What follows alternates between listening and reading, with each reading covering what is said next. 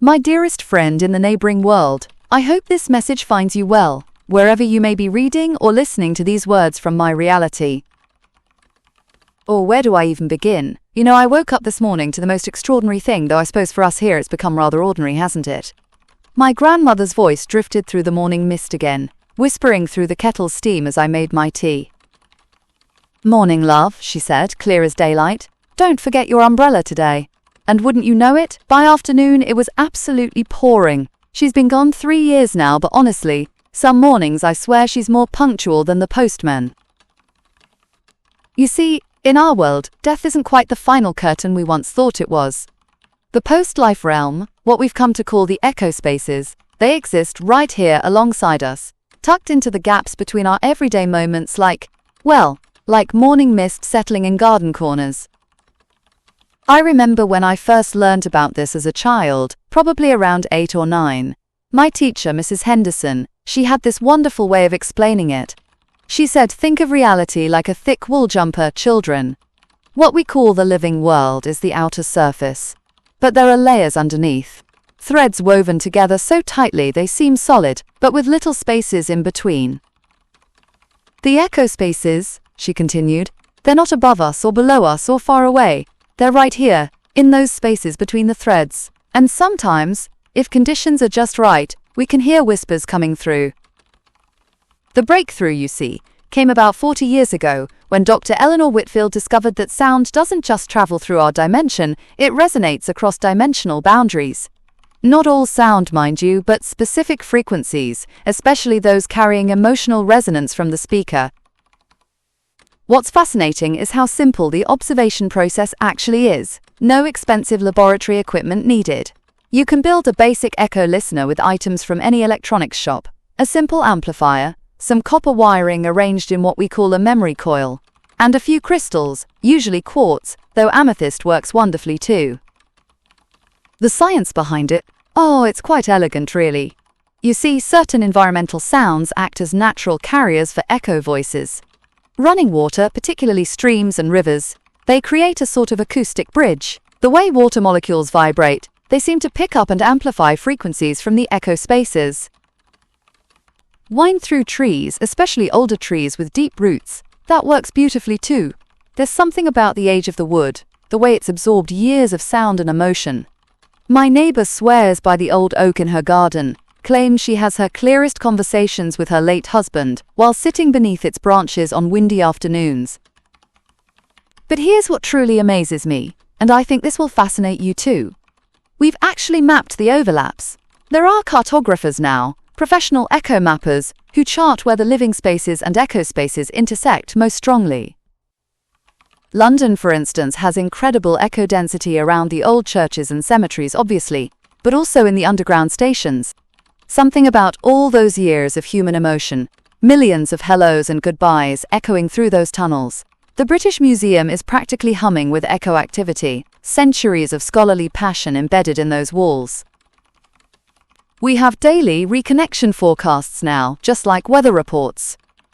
Good morning, this is Sarah with your Tuesday echo forecast. Strong connection probability in Thameside areas between 2 and 4 p.m. with scattered whispers expected in residential gardens after sunset. Echo activity will be light to moderate in shopping centres, but expect some interference near electronic shops.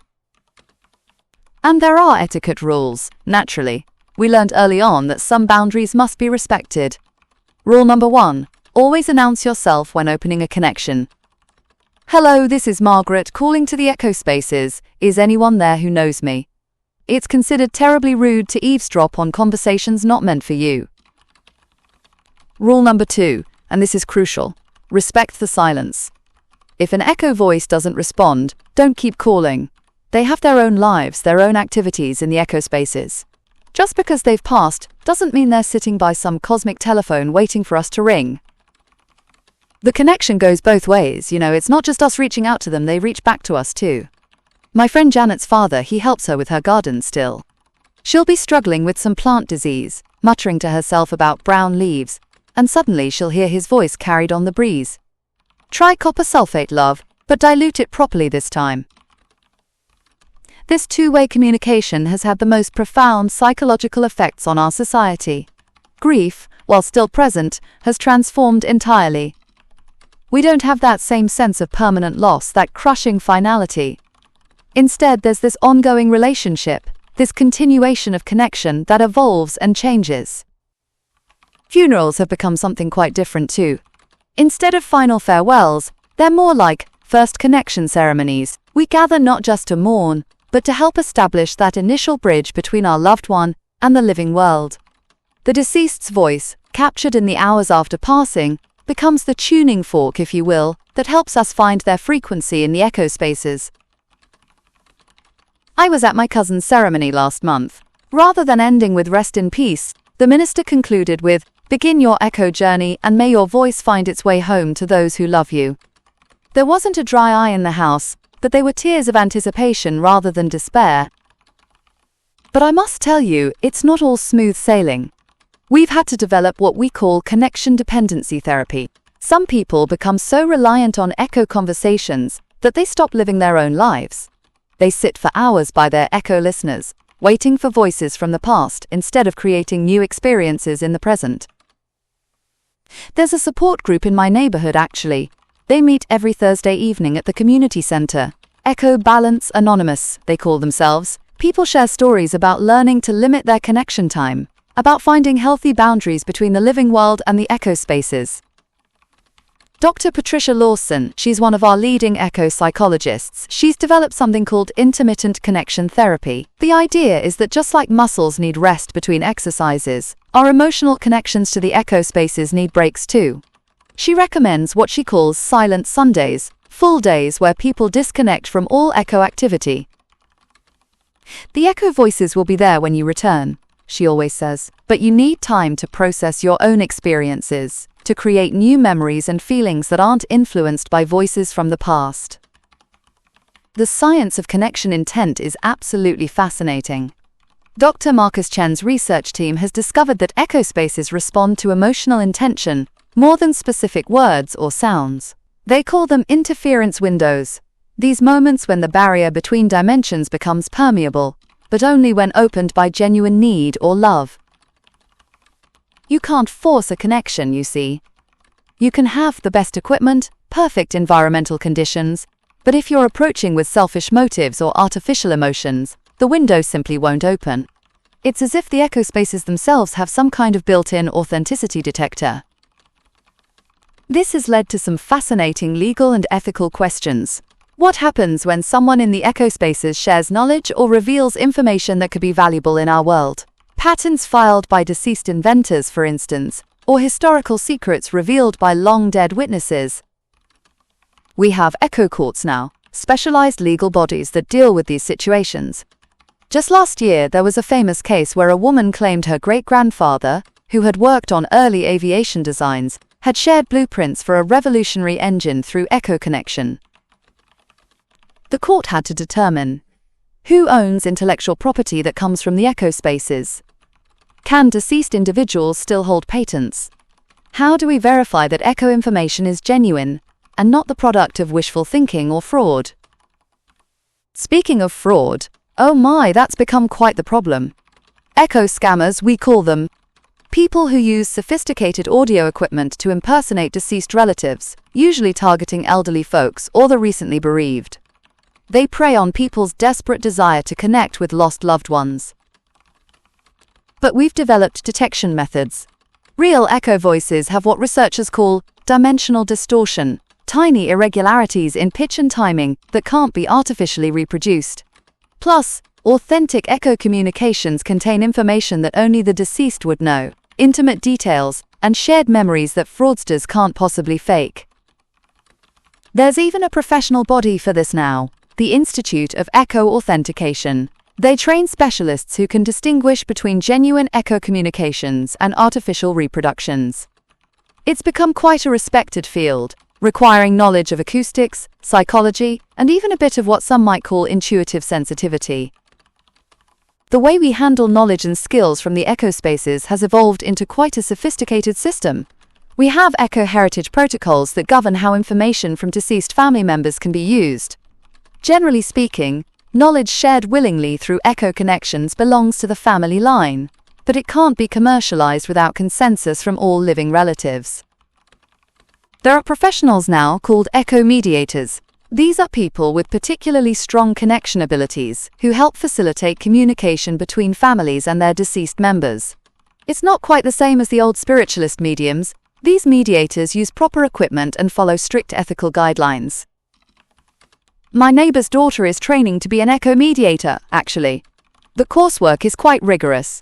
2 years of acoustic engineering, 1 year of counseling psychology, 6 months of practical ethics, and extensive hands-on training with experienced professionals. They're held to the same standards as doctors or lawyers, bound by confidentiality agreements and professional conduct codes. What I find most heartwarming is how children adapt to all this. They grow up thinking it's perfectly natural to have homework help from great-grandparents, or to collaborate on school projects with deceased relatives who had relevant expertise. My friend's 8-year-old son is learning to play piano, and his great-grandfather, who was a concert pianist before the war, gives him lessons through their kitchen radio every Tuesday evening. The boy just chatters away with this voice that died decades before he was born, as naturally as if they were sitting side by side on the piano bench. Grandpa George says I need to curve my fingers more. He'll announce, then adjust his hand position based on instructions from someone he's never met in person, but knows intimately through voice alone. It's creating the most wonderful sense of extended family connection across generations. We've had to develop new approaches to education too. Echo-assisted learning is becoming standard in schools. Children research historical events by actually speaking with people who lived through them, learn science from deceased researchers who can explain their discoveries in personal terms. The methodology is quite careful though. We've learned that echo information needs to be verified through traditional sources too, because memory in the echo spaces isn't always perfect. Sometimes deceased individuals remember things differently than they actually happened, or their perspectives have shifted in ways that color their recollections. Daily echo communication has become as routine as checking email or making phone calls. Most homes have dedicated connection spaces, usually a quiet room with good acoustic properties and minimal electronic interference. Families often have scheduled connection times, like Sunday evening chats with grandma, or Wednesday morning garden advice from dad. The preferred method for daily connection is what we call environmental integration, using natural sound sources rather than artificial equipment when possible. Many people prefer to have their echo conversations while washing dishes, the running water providing that natural amplification, or while walking in parks where wind through trees creates ideal conditions. There's something beautifully poetic about it, actually. Instead of staring at screens or holding phones, we're encouraged to engage with the natural world as our communication medium. People spend more time outdoors, more time in gardens, more time listening to the sounds around them. Traditional wills and testaments have evolved into something we call continuation documents. Instead of just distributing possessions, dying individuals prepare detailed guides for how their survivors can connect with them, what frequencies work best, what environmental conditions they prefer, even what topics they're most willing to discuss from the echo spaces. My grandmother's continuation document was 12 pages long. She left detailed instructions. Best connection times are early morning through kitchen sounds. Avoid trying to reach me during Thursday afternoons, as I'm usually busy with echo community activities. I'm always available for cooking advice, but please don't ask me about family gossip unless it's genuinely important. The document also specified her communication preferences. She preferred questions rather than one-sided monologues, enjoyed hearing about daily life more than major life events, and had a standing request that family members ask her advice on practical matters rather than emotional decisions, as she felt the living should work through their feelings independently. What's particularly beautiful is how this has changed the quality of our relationships.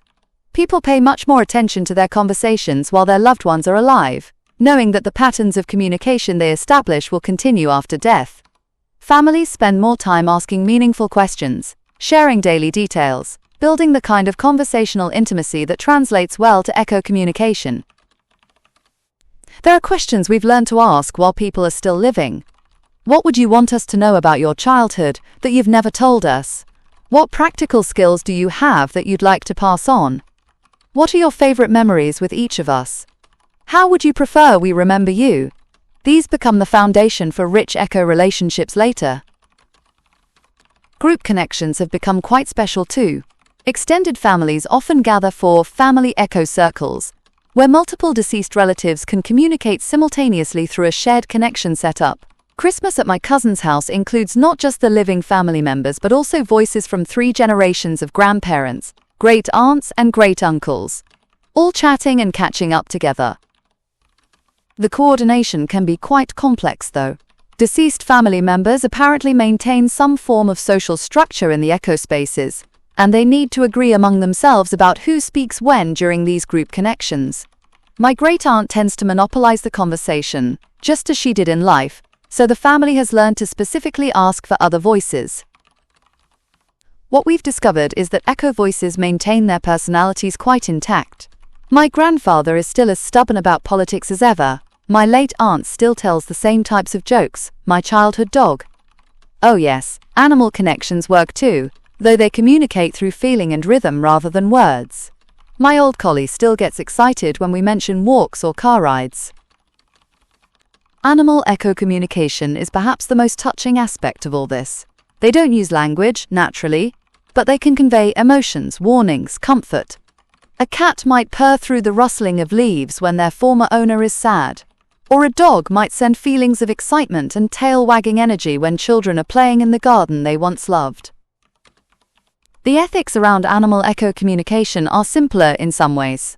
Animals seem to maintain their natural boundaries quite well, appearing when they choose to, and withdrawing when they've had enough interaction. They're not burdened by the complex emotions and expectations that sometimes complicate human echo relationships. But I must tell you about one of the most important developments, the right to disconnection. We've established that deceased individuals have the absolute right to refuse echo communication, just as living people have the right to hang up the phone or not answer the door. There are people in the echo spaces who, for whatever reason, prefer not to maintain active connections with the living world.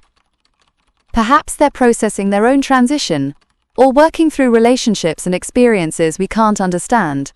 We've learned to respect these choices without taking them personally. Sometimes a deceased relative will communicate actively for months or years, then gradually become less available. We've come to understand this as a natural progression, perhaps similar to how living people might gradually need more independence as they age and change. There have been accidental connections too, quite startling really. Sometimes the dimensional barriers thin unexpectedly, and living people suddenly find themselves connected to echo voices they don't know, deceased individuals who are simply trying to communicate with their own families but get their signals crossed, so to speak. When this happens, proper etiquette is to politely identify yourself and explain that you seem to have received their message by mistake, then help redirect them toward their intended recipients if possible. Most echo voices are quite understanding about these mix-ups, rather like getting a wrong number on the telephone. One fascinating challenge we've encountered is the difference in time perception between our world and the echo spaces. What feels like a brief conversation to us might represent much longer interaction time for echo voices, or vice versa. A deceased grandmother might feel like she's been chatting for minutes while her living granddaughter experiences hours of connection. This temporal displacement requires careful management. We've learned to establish time boundaries at the beginning of echo sessions. I have about 30 minutes to talk. How does that feel to you? Most echo voices can adjust their communication pace accordingly, though some struggle with this temporal flexibility. The cultural influence of echo communication has been profound. Art, music, literature, they've all been transformed by this ongoing dialogue between past and present. We have collaborative compositions now, where deceased composers work with living musicians to create new pieces, historical novels written jointly by living authors, and the historical figures they're writing about. Last month, I attended a performance at the Royal Opera House, where a deceased soprano guided a living singer through a role she had originated decades earlier. The living performer wore a special earpiece that allowed her to receive real-time coaching and musical guidance during the performance. The result was absolutely magical, a seamless blend of past mastery and present interpretation. religious and spiritual communities have had to completely reconsider their beliefs and practices. Some denominations have embraced echo-communication as proof of life after death and divine design, while others worry that it interferes with the soul's proper journey or creates unhealthy attachments to earthly existence. New spiritual movements have emerged too. Eco-Buddhism focuses on using communication with deceased teachers to deepen meditation practice, while practical afterlife Christianity emphasizes continued service to living family members as a form of heavenly work. These adaptations have created rich theological discussions about the nature of existence and divine intention. In terms of social changes, we've noticed that audio recording has become much more important than visual media. People spend more time capturing the voices of their loved ones, their laughter, their casual conversations. Video is lovely, but it's the sound, the vocal patterns and emotional tones that become the bridge to echo communication. Workplaces have had to adapt as well. Many businesses now include echo consultation policies in their employment agreements, acknowledging that workers might need to access deceased colleagues' expertise for project continuity. The legal department at my husband's firm regularly consults with their former senior partner, who passed 5 years ago but still provides guidance on complex cases through scheduled echo sessions. This professional echo communication requires careful documentation and verification processes. Echo advice must be corroborated through traditional research methods, and companies maintain detailed records of echo consultations to ensure accountability and professional standards. What I find remarkable is how this has changed our understanding of expertise and knowledge transfer. Instead of losing institutional knowledge when experienced workers retire or pass away, organizations can maintain continuity through echo consultation. However, this raises questions about innovation and progress, whether constant access to past expertise might inhibit the development of new approaches and ideas. The technology of echo communication continues to evolve too. We've developed sophisticated filtering systems that can distinguish between different echo voices in environments where multiple deceased individuals might be trying to communicate simultaneously. Think of it as cosmic caller ID, helping us identify who's trying to reach us. There are quality grades for echo communications as well. Class A connections are crystal clear, as if the deceased person was standing right beside you. Class C connections might be fragmentary, picking up only occasional words or emotional impressions. Weather, lunar phases, even solar activity can affect connection quality, just like they influence radio transmissions. We've also learned to distinguish between authentic echo voices and what we call generated audio. The subtle frequency patterns, the emotional resonance, the way authentic echo voices carry trace memories embedded in their sound signature, these can't be artificially reproduced by even the most sophisticated audio technology. Authentic echo voices carry what Dr. Sarah Mitchell calls experiential harmonics, tiny variations in tone and timing that reflect the speaker's accumulated life experiences, their emotional history, their physical embodiment patterns. It's like an acoustic fingerprint that extends beyond death, impossible to fake but unmistakable once you learn to recognize it. One of the most important guidelines we've established is that echo communication should enhance rather than replace living relationships. The deceased should support the living in making their own decisions, not make decisions for them. Echo voices are advisors and companions, not controllers or puppet masters. We've had to develop firm boundaries about this. Deceased parents can offer guidance to their adult children, but they cannot make demands or insist on specific life choices. Echo communication works best when it supports the autonomy and growth of the living, while providing continuity of love and connection. Cultural inheritance has taken on completely new dimensions too. Instead of just passing down objects or money, families now transfer daily habits, thinking patterns, creative techniques, and problem-solving approaches through direct echo coaching. A deceased grandfather's approach to woodworking isn't just remembered, it's actively taught and refined through ongoing communication. Educational institutions have integrated echo communication into their curricula as well. History classes include sessions where students can interview deceased historical figures. Science classes allow for direct consultation with researchers who developed important theories.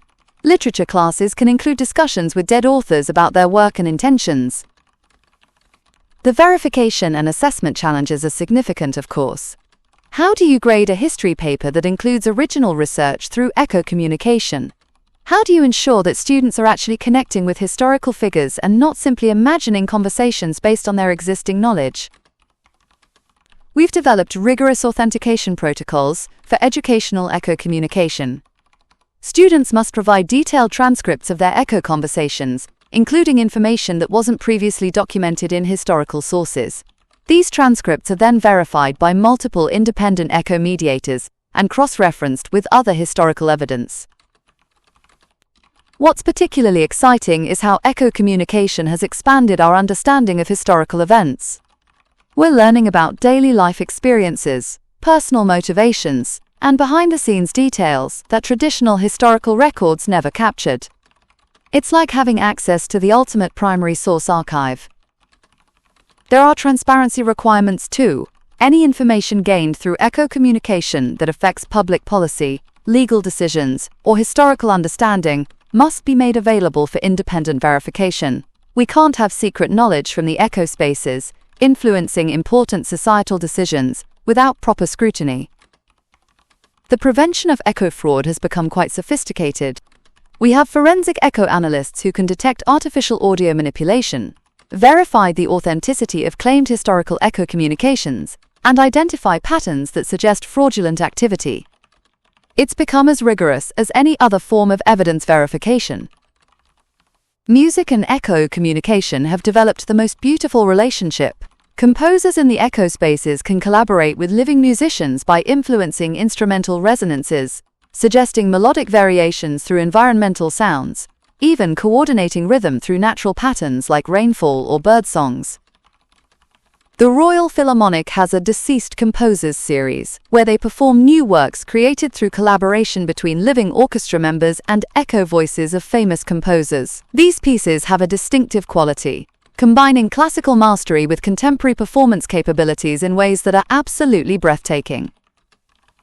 Musical instruments themselves have become more sensitive to echo influence. Pianos, violins, even wind instruments seem to resonate differently when played in spaces with strong echo activity.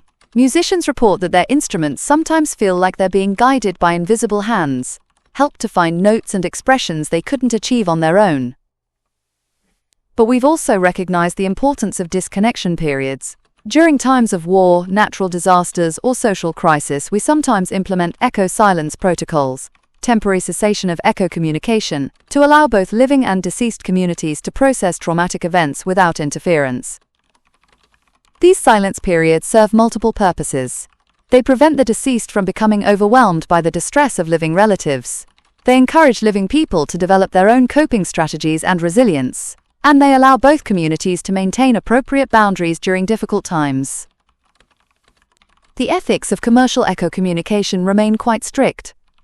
Using deceased individuals, voices, or personalities for advertising, entertainment, or profit, without explicit consent from both the echo voice and living family members is absolutely prohibited. The deceased retain rights to their identity and image, even after death. However, there are approved forms of echo-assisted artistic creation. Deceased artists can collaborate with living creators on new works, provided all parties consent and appropriate credits are given. We've seen beautiful books written jointly by living authors and deceased writers, paintings created through echo-guided techniques, even architectural designs developed through consultation with deceased masters.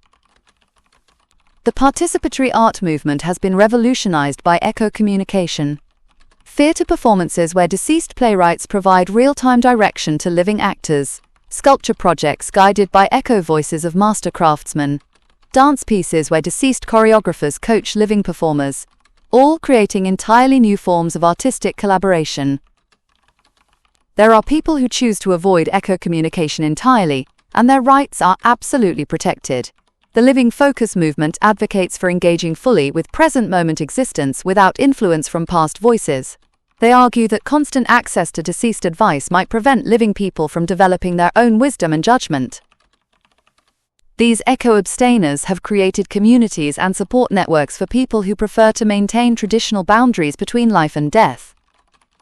They're not opposed to echo communication for others, they simply choose not to participate themselves. Their perspective provides an important counterbalance to our echo-integrated society. Personal memory management has become quite sophisticated too. We've developed techniques for memory archiving, helping people organize their experiences and knowledge in ways that will be accessible through echo communication after death. This isn't just about preserving information, it's about structuring consciousness for optimal post-death communication. Many people now spend time in their later years creating what we call echo preparation protocols, organizing their memories, clarifying their values and beliefs, and establishing communication preferences for their eventual transition to the echo spaces. It's become a meaningful part of aging gracefully and preparing for continued relationships with loved ones. Humor and playfulness remain important parts of echo communication too. Deceased relatives often maintain their sense of fun, playing gentle pranks through environmental manipulations, leaving amusing messages in unexpected places, even participating in family games and celebrations from the echo spaces. My late uncle, for instance, has a running joke where he makes the kitchen radio play his favorite song whenever my aunt burns dinner. She rolls her eyes and laughs, knowing he's teasing her, just as he did when he was alive. These moments of levity help maintain the warmth and familiarity of family relationships across dimensional boundaries. Public facilities have adapted to accommodate echo communication needs too. Libraries have echo research rooms, with optimal acoustic properties for historical consultations. Hospitals have comfort connection spaces where patients can communicate with deceased family members for emotional support. Even shopping centers provide quiet areas for brief echo consultations. The reservation systems for these public echo facilities are quite sophisticated. People can book specific time slots, indicate the type of connection they need, even request assistance from trained echo mediators if they're having difficulty establishing clear communication. It's become as routine as booking a meeting room or reserving a study space. Government oversight of echo communication focuses primarily on preventing abuse and ensuring ethical standards rather than restricting access. We have echo communications commissions that establish guidelines, investigate complaints, and maintain certification programs for professional echo mediators and equipment manufacturers. The international implications have been fascinating too. Different countries have developed varying approaches to echo communication governance. Some nations have embraced full integration into their legal and educational systems, while others maintain more cautious policies with restricted access and heavy oversight. Cultural exchange through echo communication has opened unprecedented opportunities for international understanding. Living people can communicate with deceased individuals from other cultures, learning about historical perspectives, traditional practices, and ways of thinking that might otherwise be lost forever. Estate planning has evolved into something we call relational asset management. Instead of simply distributing physical possessions, families now plan for ongoing communication relationships, shared decision-making responsibilities, and collaborative management of family resources across dimensional boundaries. The legal framework treats echo communication relationships similarly to long-distance family relationships, with established protocols for consent, privacy, and conflict resolution. When disagreements arise between living family members and echo voices, we have specialized mediation services that can facilitate resolution. Urban planning has begun incorporating acoustic landscapes, designed to optimize echo communication opportunities throughout cities.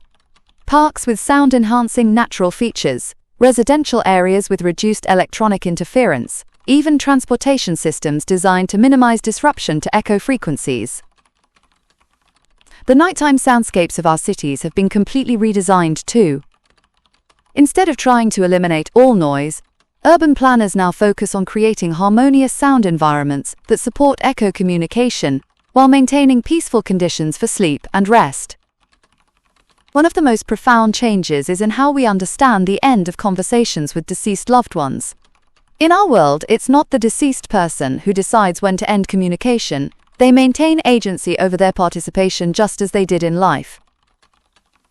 Echo voices can withdraw from conversations when they feel tired, overwhelmed, or simply ready to return to their activities in the echo spaces. Learning to respect these boundaries has been crucial for maintaining healthy relationships across dimensional boundaries.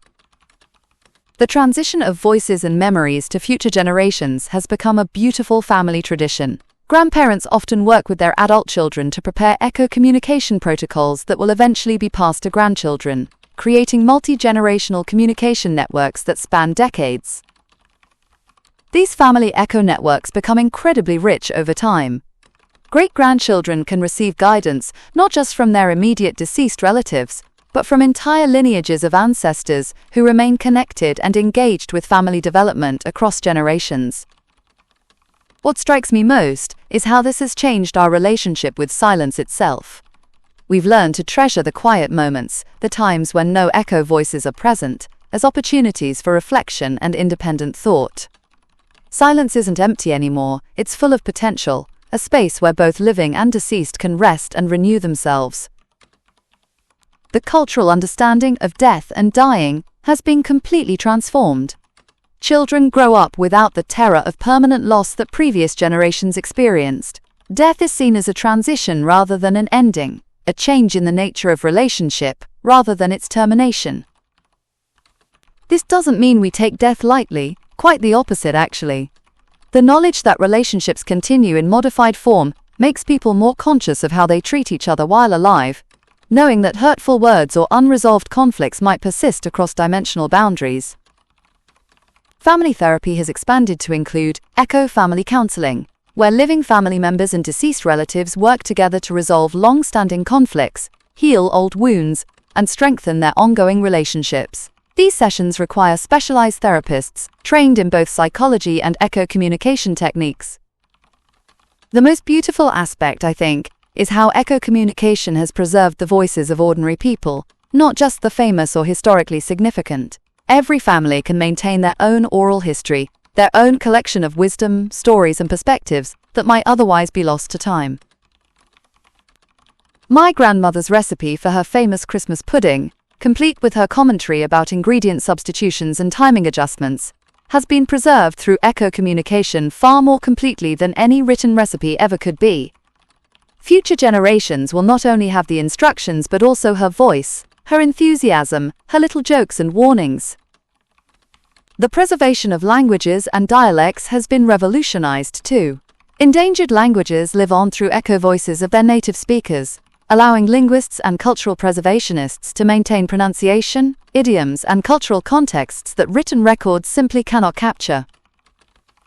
Regional accents, family speech patterns, even personal verbal habits are maintained across generations through echo communication. Children grow up hearing not just stories about their great-grandparents, but actually listening to their voices, absorbing their speech rhythms and expressions in ways that create remarkable continuity of family identity. Professional ethics in echo communication continue to evolve as we encounter new situations and challenges. The Echo Communications Ethics Board regularly updates guidelines based on emerging issues and technological developments, ensuring that our standards keep pace with the possibilities and risks of this extraordinary ability. What we've learned above all is that consciousness, personality, and love are far more durable than we ever imagined. The bonds between people don't simply survive death, they transform and adapt, finding new ways to express themselves across the boundaries between worlds. As I finish writing this letter to you, my dear friend in the neighboring world, I can hear my grandmother humming in the kitchen again, probably pleased that I've taken time to share these thoughts about our extraordinary reality. She always said that understanding is meant to be shared, not hoarded. I hope this glimpse into our world has given you something to think about, perhaps even to dream about. Who knows what mysteries and wonders exist in your reality that we can't even imagine? The possibilities are endless, aren't they?